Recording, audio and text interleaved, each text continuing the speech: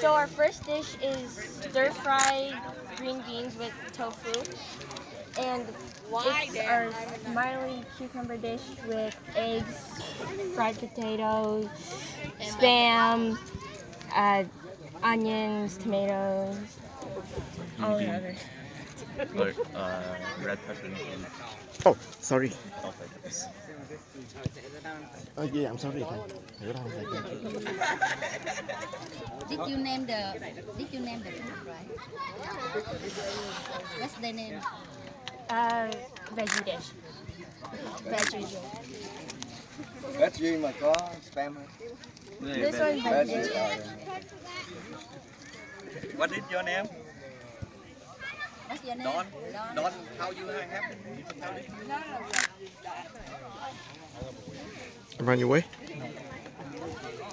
How about you? What's your name?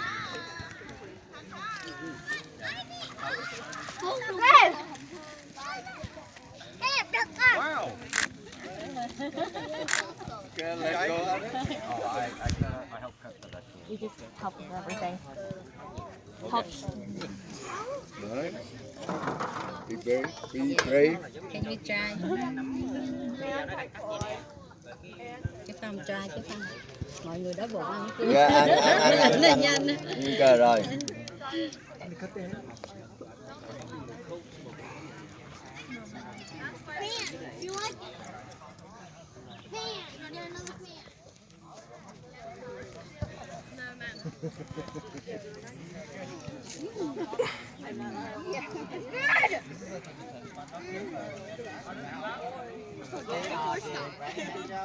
Oh yeah, I'm gonna ask 5.5. I'm gonna ask if you do that. Này mấy người judge ăn hết rồi, no hết rồi. No hết rồi.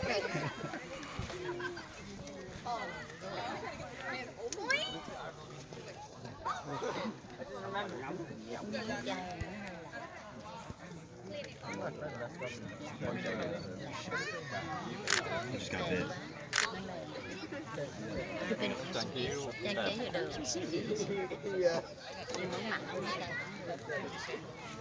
Okay, thank you. Thank you. Good job. Good Rồi. team. Good team. Good job. Mời giám khảo qua chụp hình với mấy em nha. Thank you.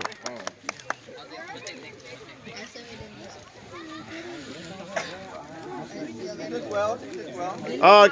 Các em nhìn nè. Free photo. Hold on. Không có judge picture. 1, 2, 3. Two more. Hồi nãy không có judge picture. Yeah. 1, 2, 3. Okay, you guys. One more. 1, 2, 3. Cảm ơn giám khảo các em. Thank you. Yourself. Okay. Okay, you guys can eat your food now. Go. What happened to the other team? They finished it.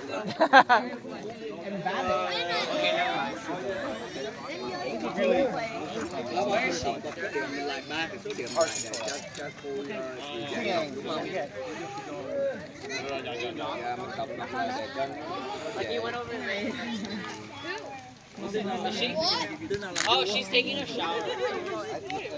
She's taking a shower. Isn't that playing to your score? This spam is salty. So do you want this to be more than grated more heavily?